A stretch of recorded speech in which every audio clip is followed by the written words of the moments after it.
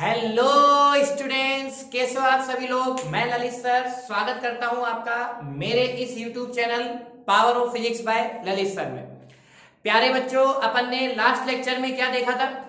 अपन ने ये ऑब्जर्व किया था कि चार्ज कैसे डेवलप हुआ, है ना। उसकी एक स्टोरी अपन ने देखी थी कि सबसे पहले थेल्स आया, फिर गिलबर्ट आया, फिर गिलबर्ट के बाद कौन आने वाला था?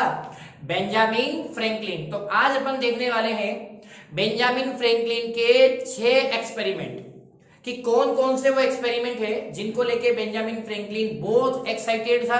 तो आ जाइए, करें स्टार्ट। चलो, तो देखो आज अपना जो टॉपिक है वो है 6 एक्सपेरिमेंट, 6 एक्सपेरिमेंट जो बेंजामिन फ्रैंकलिन ने परफॉर्म किए थे। तो देखो, चार्ज के बारे में, उसके टाइप्स के बारे में बताने के लिए, जैसे चार्ज कितने टाइप्स के होते हैं अपन को पता है सबको, 2 टाइप्स के होते हैं, है ना। सेम चार्ज के बीच में क्या होता है, सिमिलर चार्ज के बीच में क्या होता है ना।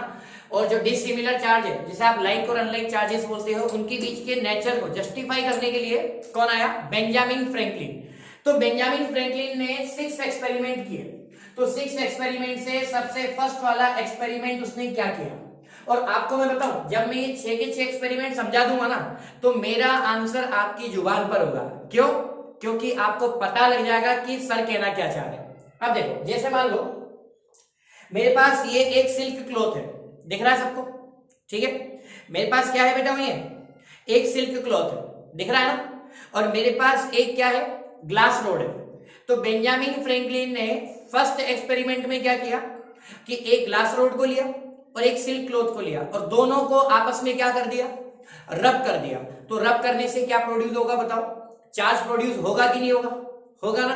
तो सबसे पहले बेंजामिन फ्रैंकलिन ने ग्लास रोड और सिल्क क्लॉथ को जब रब किया तो ग्लास रोड पे आ गया पॉजिटिव चार्ज। क्या आ गया? Positive charge. अब देखो, जैसे ही ग्लास रोड पे पॉजिटिव चार्ज आ गया तो बेंजामिन फ्रैंकलिन ने एक स्टैंड लिया, ठीक है। उस स्टैंड को थ्रेड की हेल्प से, with the help of thread, ठीक है, ग्लास रोड को सस्पेंडेड कर दिया। सस्पेंडेड समझते हो? लटका दिया।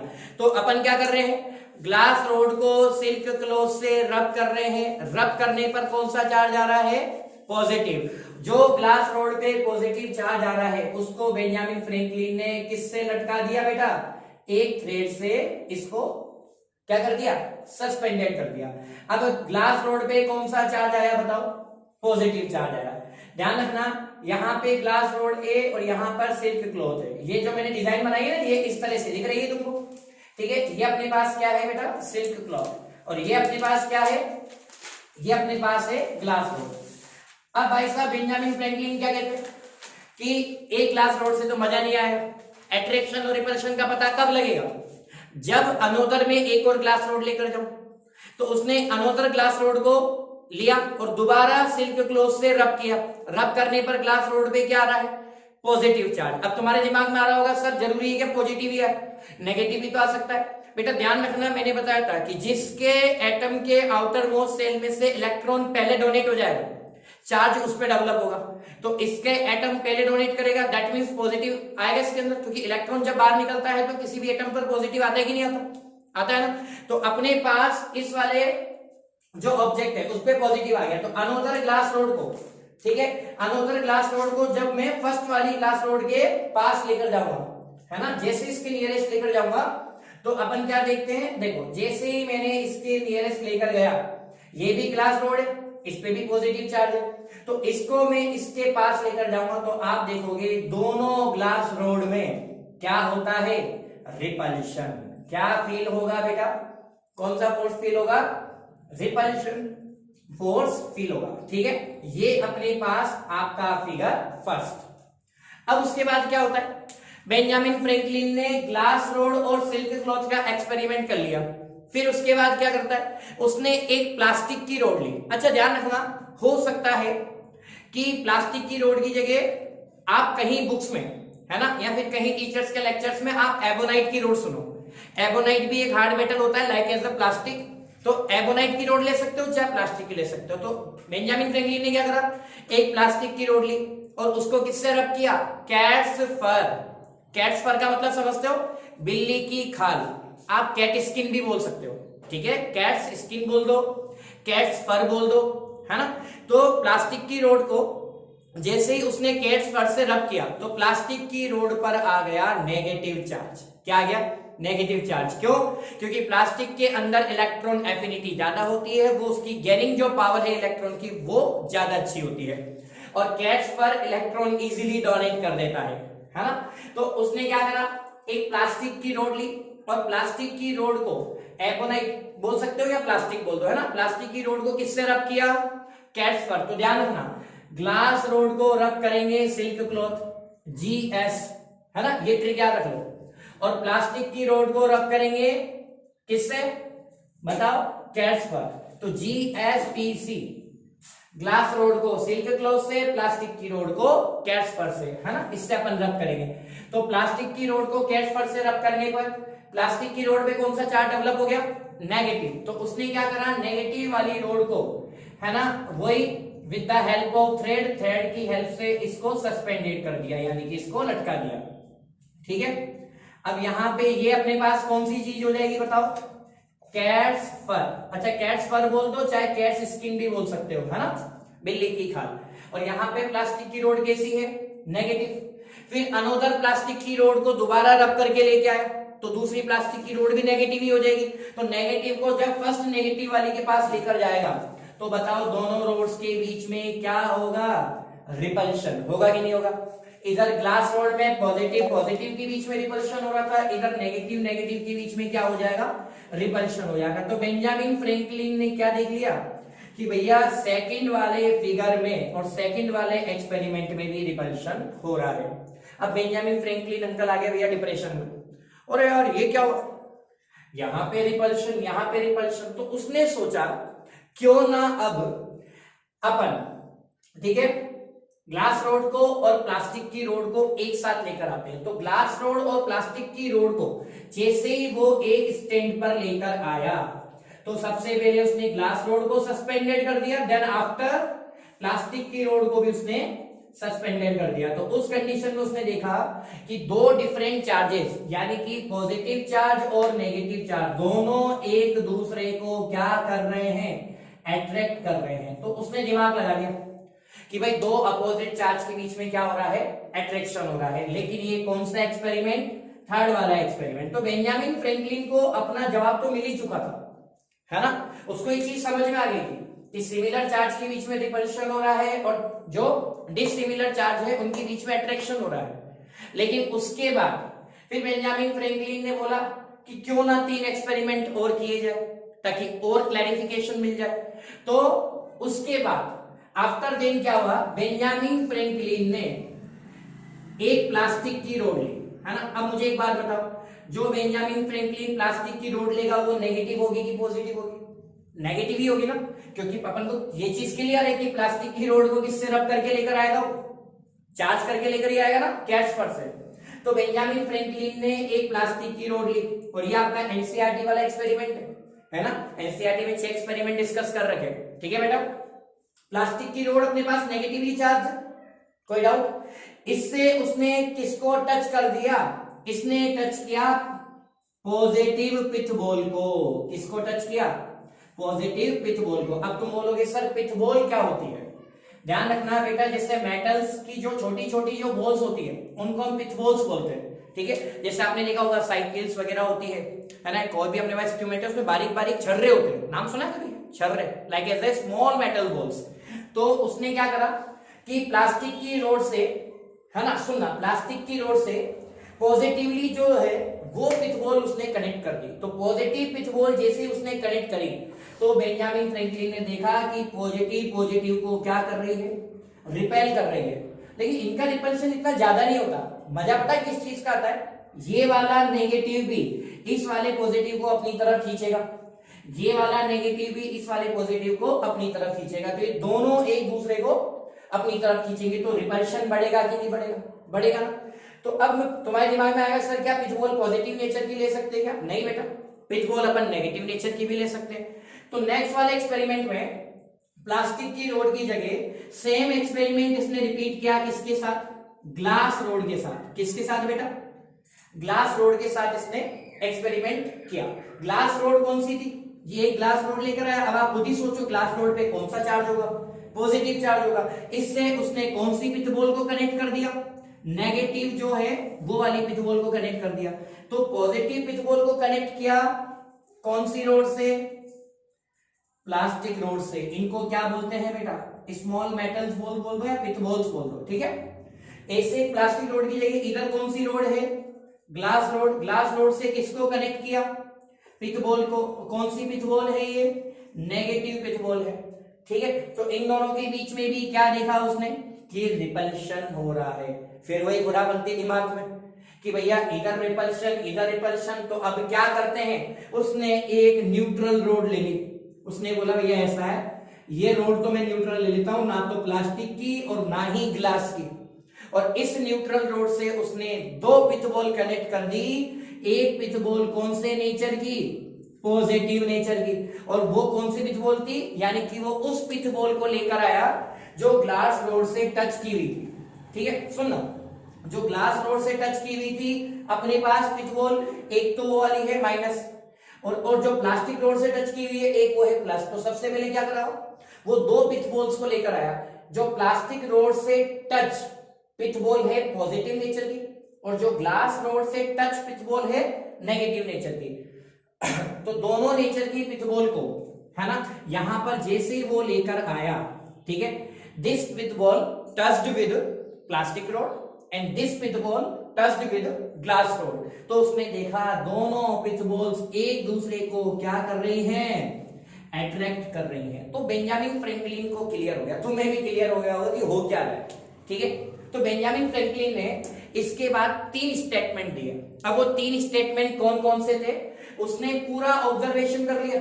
एक्सपेरिमेंट के बाद ऑब्जर्वेशन होता है, और ऑब्जर्वेशन के बाद आप सबको तो पता ही है क्या निकलना है बेटा, रिजल्ट निकलना है। तो रिजल्ट का मतलब कंक्लूजन क्या था, बेंजामिन फ्रैंकलिन के 6 एक्सपेरिमेंट के 3 कंक्लूजन निकले। फर्स्ट वाला उसने कंक्लूजन दिया कि glass rod, plastic rod, silk cloth, cat's fur और pith ball. Glass rod, plastic rod, silk cloth, cat's fur, pitch ball, यही तो चीजें अपने यूज में ली है।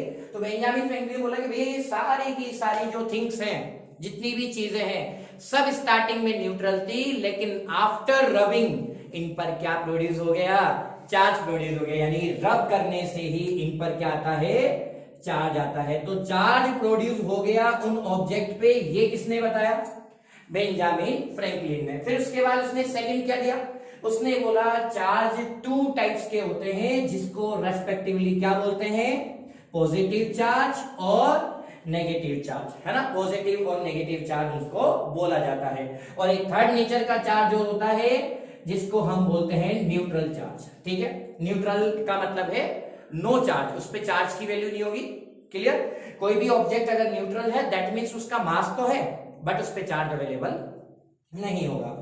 और थर्ड वाला उसने बहुत अच्छे स्टेटमेंट दिया था कि similar charge that means like charge repel each other. जो लाइक चार्ज है वो एक दूसरे को क्या करेंगे, रिपेल करेंगे, ठीक है। और जो अनलाइक चार्ज है वो एक दूसरे को क्या करेंगे, बताओ, अट्रैक्ट करेंगे। कहानी समझ आ रही है। तो like charge repel each other और unlike charge attract each other. ये बेंजामिन फ्रैंकलिन के कितने एक्सपेरिमेंट कंप्लीट हो गए बेटा, 6 एक्सपेरिमेंट कंप्लीट हो गए। तो ये पूरा कंक्लूजन निकल कर आया, ठीक है। और कंक्लूजन निकलने के बाद अपने पास 3 बेसिक टॉपिक और आते हैं, छोटे छोटे टॉपिक से, जिनको मैं एक बार डिफाइन कर देता हूं। और उन चीज की नॉलेज होना आपको बहुत जरूरी है और शायद आपको पता भी होगा। नाम सुना है, कंडक्टर, इंसुलेटर, सेमीकंडक्टर। अब इन तीनों के बारे में छोटा सा, है ना, हल्का सा डिफाइन कर देते हैं, ताकि तुम्हें आगे कोई चीज क्लैरिफिकेशन में चाहिए हो तो फिर कोई दिक्कत नहीं आनी चाहिए, है ना। क्लियर है बेटा, चलो आ जाओ।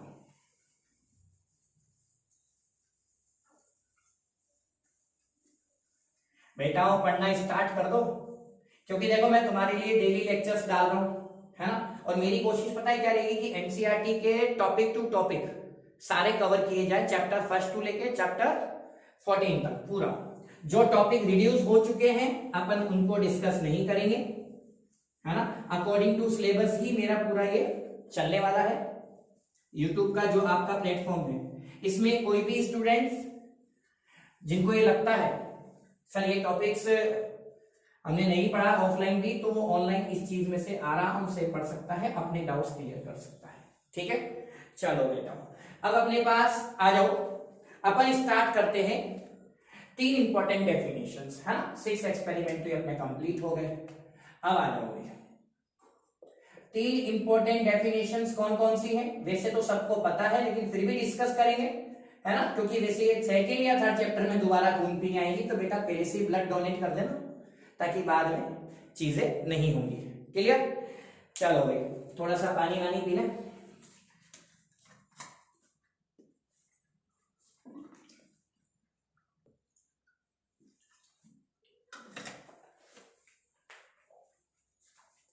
ठीक है, करें स्टार्ट।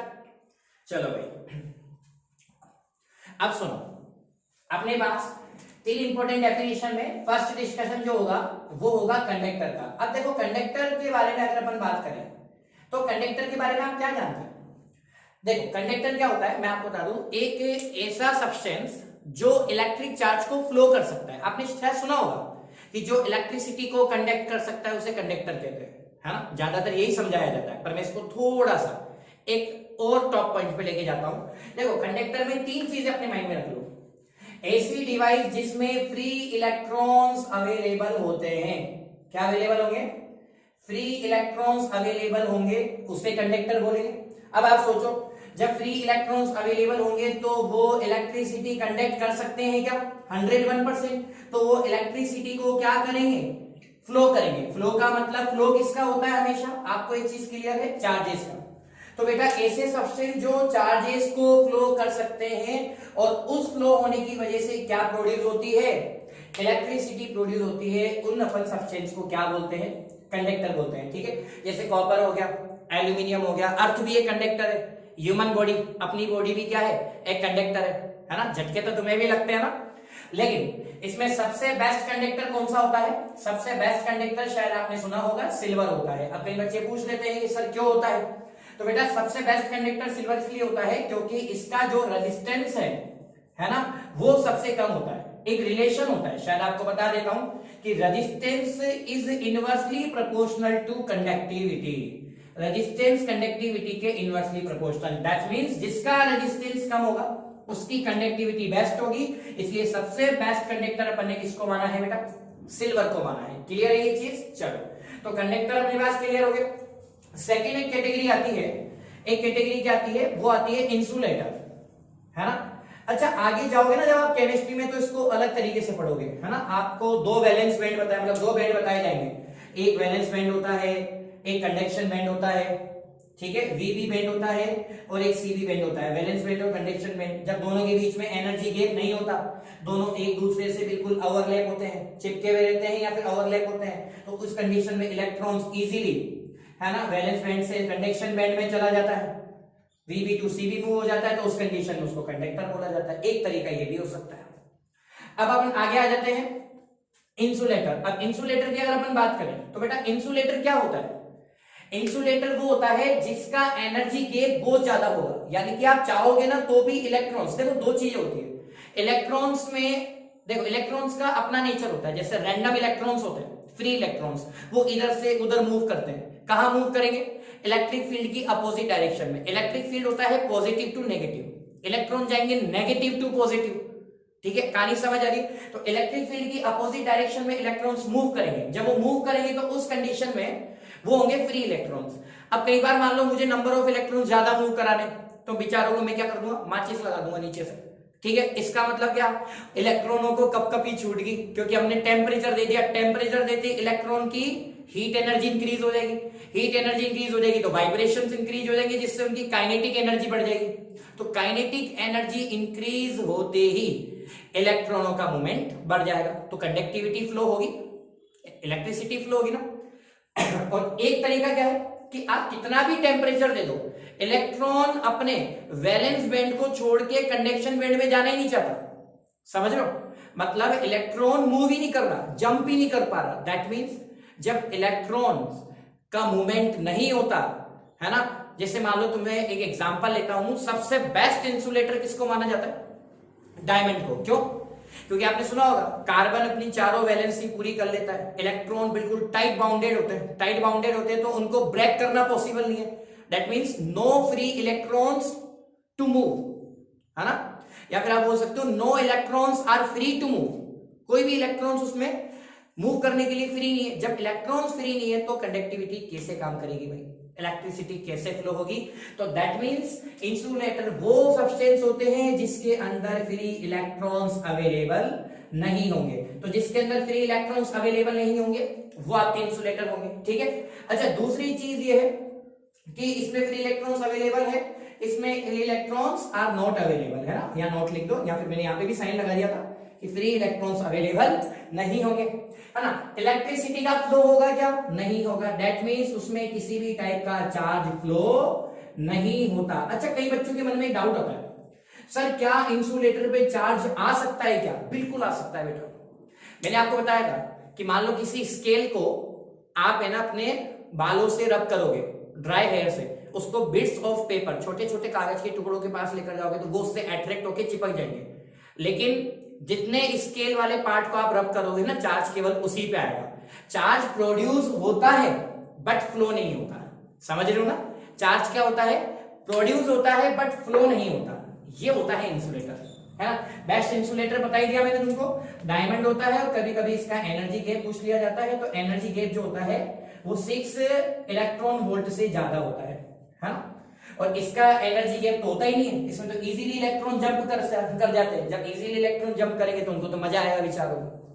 अब भाई साहब क्या है, कंडक्टर हो गया, इंसुलेटर हो गया। थर्ड वाली जो पोजीशन होती है ना, वो इन दोनों के बीच की कैटेगरी होती है, यानी कि sometimes behave as a conductor and sometimes behave as a insulator, ठीक है। दैट मींस क्या, जैसे मान लो 0 केल्विन टेम्परेचर पे इलेक्ट्रॉनों का फ्लो नहीं होगा, और जैसे आपने रूम टेम्परेचर दे दिया तो रूम टेम्परेचर पे इलेक्ट्रॉनों के पैरों में गुदगुदी स्टार्ट हो जाएगी, यानी कि इलेक्ट्रॉनों का फ्लो स्टार्ट हो जाएगा। तो अब आप सोचो, जब आप 0 टेम्परेचर यानी कि 0 केल्विन टेम्परेचर पे इलेक्ट्रॉन बेचारे फ्लो ही नहीं कर रहे थे, ठीक है, तो किसकी तरह बिहेव करेंगे, इंसुलेटर की तरह। जैसे आपने टेम्परेचर दे दिया तो वो इजीली वैलेंस बैंड से कंडक्शन बैंड में जंप कर जाते हैं। भाई आप सोचो ना, गैप इतना ज्यादा था तो जंप नहीं कर रहे थे, अब इतना सा गैप है तो इजीली जंप कर रहे हैं, इजीली जंप कर रहे हैं। दैट मींस अपने पास रूम टेम्परेचर पे इलेक्ट्रॉनों का क्या हो रहा है, फ्लो हो रहा है। और जैसे ही इलेक्ट्रॉन फ्लो हो रहे हैं तो उस कंडीशन में वो दोनों तरीके के नेचर को शो करेंगे। इसलिए अपन क्या बोलते हैं, सेमी कंडक्टर, ठीक है। और 2 सेमीकंडक्टर सबसे ज्यादा इंपॉर्टेंट है, जिनका नाम आपको पता भी होगा, और 14 चैप्टर में अपन इसको डिटेल से पढ़ने वाले हैं। इलेक्ट्रॉनिक डिवाइसेस वाला जो चैप्टर आएगा, 2 सेमीकंडक्टर है, सिलिकॉन और जर्मेनियम। सिलिकॉन का एटॉमिक नंबर 14, जर्मेनियम का एटॉमिक नंबर 32, और दोनों ही एक ही ग्रुप में आते हैं, पी ब्लॉक का ग्रुप पढ़ा है ना, कार्बन वाला। कहे शिवजी सुने पार्वती, तो इनके आउटर मोस्ट सेल में 4 इलेक्ट्रॉन्स होंगे। मतलब आगे ना वही बात, चारों वैलेंसी पूरी करो और बाउंड रहो, ठीक है। बाउंड रहोगे, कोई इलेक्ट्रॉन फ्री नहीं होगा तो हम बन जाएंगे इंसुलेटर, और कोई फ्री हो जाएगा तो हम बन जाएंगे कंडक्टर। सेम चीज डायमंड ग्रेफाइट में भी होती है, ठीक है। तो ये सेमीकंडक्टर की तरह बिहेव करते हैं सिलिकॉन और जर्मेनियम। तो ये अपने बेसिक जो लेवल पे अपने को याद होना चाहिए, है ना, उतना मैंने आपको डिस्क्राइब कर दिया। बाकी आगे इनको अपन डिटेल से पढ़ने वाले हैं कि ये कैसे बिहेव शो करते हैं इलेक्ट्रिक फील्ड में, वो भी अपन इसके अंदर देखने वाले हैं। तो बेटा आज अपने एक तो बेंजामिन फ्रैंकलिन के 6 एक्सपेरिमेंट है वो डिस्कस हो गए, कंडक्टर, सेमीकंडक्टर, इंसुलेटर क्या होता है वो डिस्कस हो गए।